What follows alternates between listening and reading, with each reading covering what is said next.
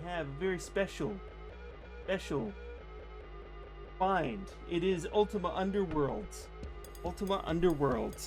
This is a game I played way a long time ago. I'm ecstatic to actually own a physical, complete in-box copy of Ultima Underworld. I think you can see here it's got the nifty box art. It's got a lot of different details, screenshots on the back, retro screenshots. It's pretty damn cool. But we might as well do an unboxing video. Like, why not?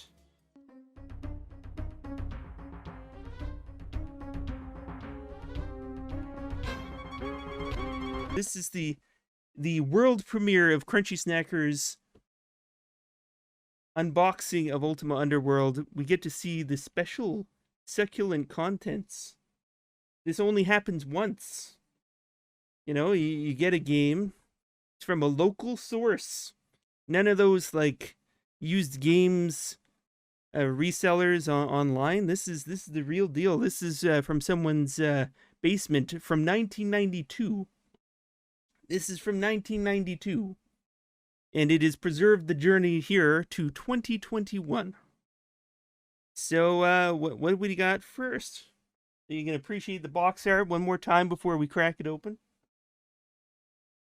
Yep.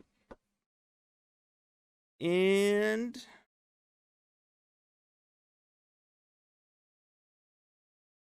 we have the floppy disks.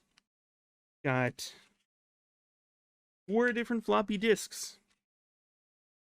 Looking pretty sweet with their Ultima Underworld labels. So, yeah, they eventually released a CD version of this game. But this is the original version, all the original discs. So that's pretty cool. I'm gonna have to try the floppy disks in my retro laptop and see if they run correctly. But so far this is cool. Anyways, next we have a genuine paper map. Lots of cool stuff happening there. See the entrance to the abyss, all the different underground caverns.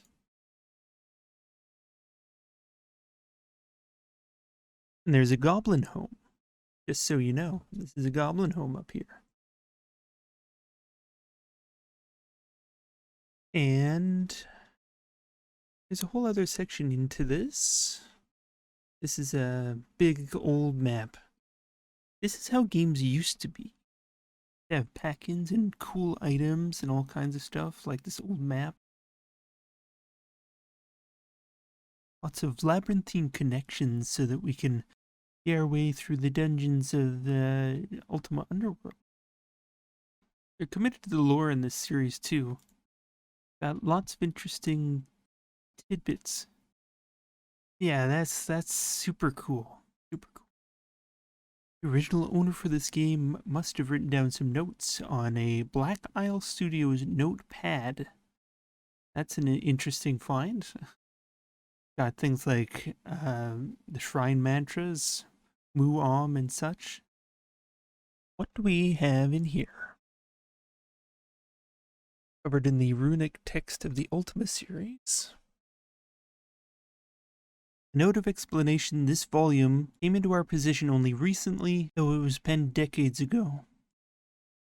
Chronicler. The Chronicler is one Corby scribe to the Cabarrus, whose life was devoted to the doomed experiment on the Isle of the Avatar.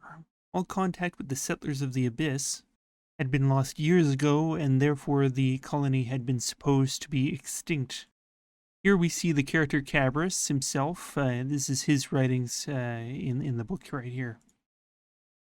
Lots of cool writings and delicious lore.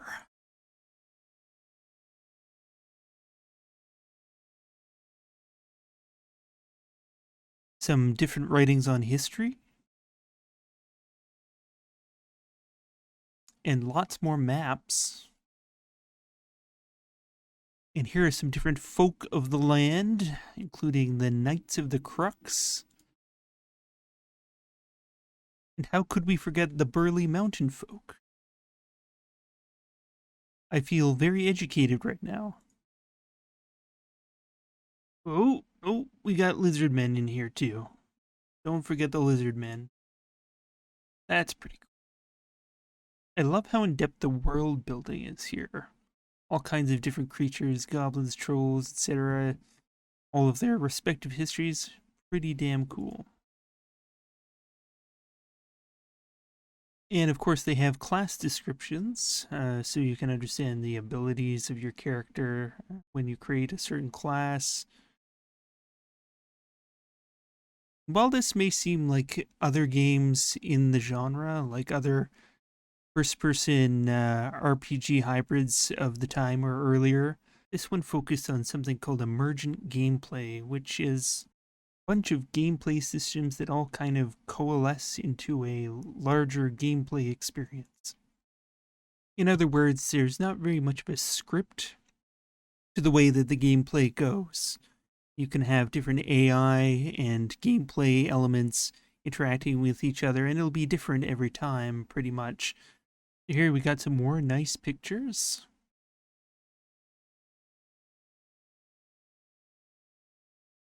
Descriptions on runic magic and a bestiary. So a nice bestiary happening there. We can learn about all the beasts of the world.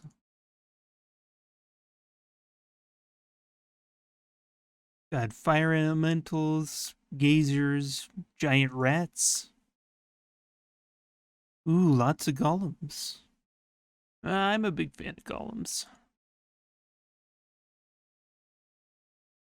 Yeah, okay. Long bats, shadow beasts. And then we're on the afterwards. So yeah, that's pretty cool.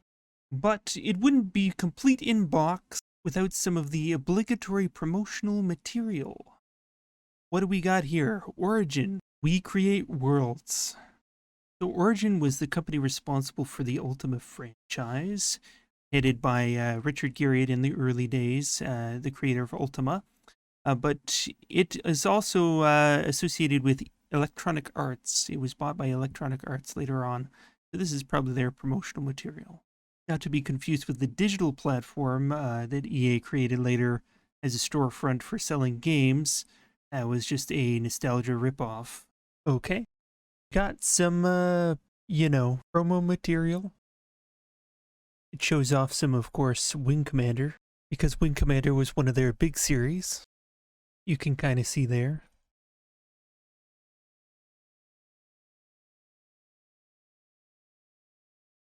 What else we got?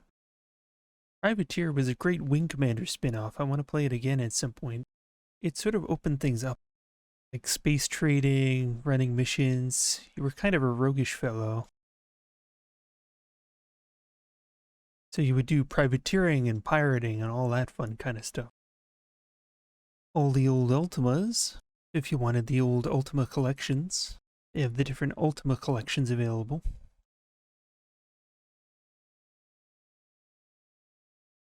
Yeah, more Wing Commander. Even more Wing Commander. Yeah, that was a big franchise for Origin. I know I got my fill back in the day. And a special time offer. $19.95 each or both for $29.95. These are the Ultima alternate reality spin-offs. Savage Empire and Martian Dreams. So we could have bought those for a reduced price. That's pretty awesome.